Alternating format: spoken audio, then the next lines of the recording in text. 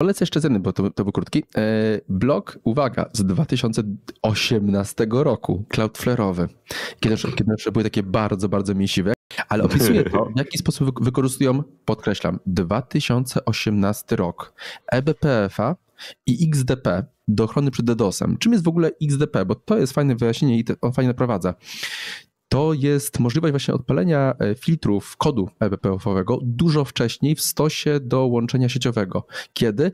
W momencie, jak driver staje pakiet, jeszcze nic z nim praktycznie nie zrobił.